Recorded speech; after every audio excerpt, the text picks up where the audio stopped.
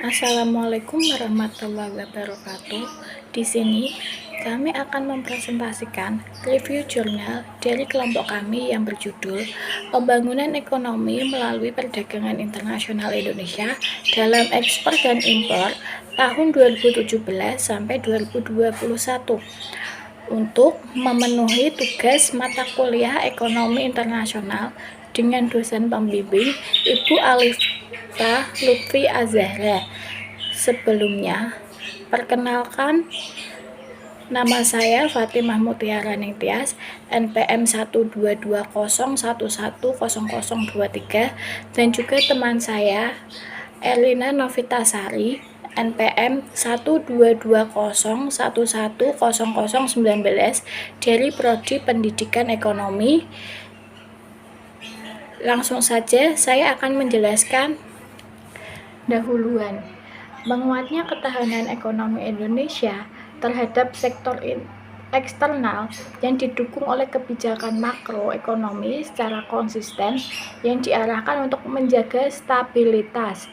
Penguatan ini berdampak pada kebijakan nilai tukar yang lebih fleksibel, cadangan devisa yang meningkat tajam, kebijakan moneter yang mampu mengatasi gejolak aliran modal, dan kebijakan ekonomi yang mampu mengendalikan utang luar negeri korporasi.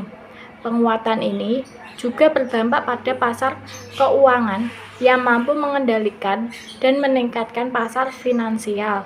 Salah satu hal yang dapat dijadikan motor penggerak bagi pertumbuhan dan pembangunan ekonomi adalah perdagangan internasional.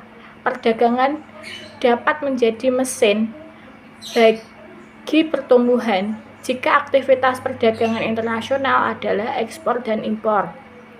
Maka, salah satu dari komponen atau kedua-duanya dapat menjadi motor penggerak bagi pertumbuhan dan pembangunan.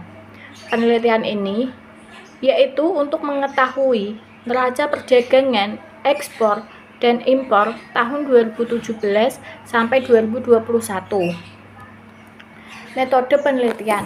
Metode penelitian yang dilakukan dalam penelitian ini bersifat deskriptif kualitatif dengan data yang bersumber secara sekunder dan dokumen yang berhubungan dengan satu sama lain dan tulisan ilmiah serta gagasan yang berasal dari narasumber yang mendukung. Selanjutnya akan dipresentasikan oleh Mbak Erlina. Hasil dan pembahasan. Untuk hasil dan pembahasan yang pertama yaitu mengenai neraca perdagangan Indonesia tahun 2017. Neraca pembayaran Indonesia atau NPI pada kuartal 4 tahun 2017 mencatatkan surplus sebesar 1 miliar dolar Amerika Serikat. Surplus tersebut ditopang oleh transaksi modal dan finansial yang mencatat surplus cukup besar, terutama bersumber dari investasi langsung dan investasi portofolio. Sementara itu, defisit transaksi berjalan tetap terkendali dalam batas yang aman. Dengan perkembangan tersebut, posisi cadangan devisa pada akhir bulan Desember tahun 2017 meningkat menjadi 130,2 miliar dolar Amerika Serikat, tertinggi dalam sejarah. Yang kedua, neraca perdagangan Indonesia tahun 2018. Defisit neraca perdagangan kumulatif dari bulan Januari sampai bulan Desember tahun 2018 menjadi yang terparah sepanjang sejarah Indonesia, mencatatkan kegiatan ekspor dan impor. Banyak penyebab kinerja neraca perdagangan Indonesia di tahun 2018 menjadi defisit. Salah satunya adalah pemerintah belum berhasil mempasar baru dan masih mengandalkan pasar tradisional atau negara-negara yang selama ini sudah ada. Selanjutnya untuk hasil dan pembahasan yang ketiga yaitu mengenai neraca perdagangan Indonesia pada tahun 2019. Neraca perdagangan Indonesia mengalami defisit sebesar 3,20 miliar dolar Amerika Serikat di sepanjang tahun 2019. Kepala Badan Pusat Statistik Suharyanto menjelaskan, realisasi sepanjang tahun 2019 tersebut lebih baik dari 2018. yang defisit hingga 8,6 miliar dolar Amerika Serikat. Selanjutnya, yang keempat yaitu neraca perdagangan Indonesia tahun 2020. Sepanjang tahun 2020, neraca perdagangan Indonesia mengalami surplus sebesar 21,74 miliar dolar Amerika.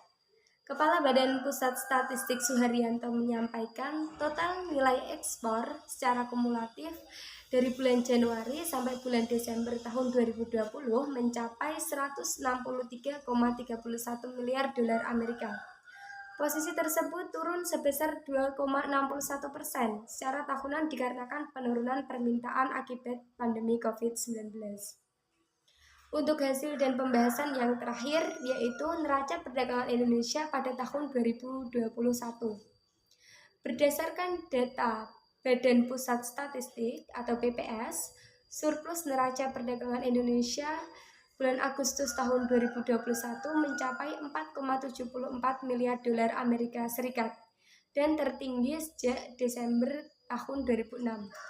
Dengan perkembangan tersebut, neraca perdagangan Indonesia terus mencatat nilai positif sejak bulan Mei tahun 2020. Neraca perdagangan Indonesia pada bulan Januari sampai bulan Agustus 2021 secara keseluruhan mencatat surplus 19,17 miliar dolar Amerika Serikat, jauh lebih tinggi dibandingkan dengan capaian pada periode yang sama tahun 2020 sebesar 10,96 miliar dolar Amerika Serikat. Untuk kesimpulannya yaitu neraca perdagangan Indonesia tahun 2017 surplus 11,84 miliar dolar Amerika Serikat.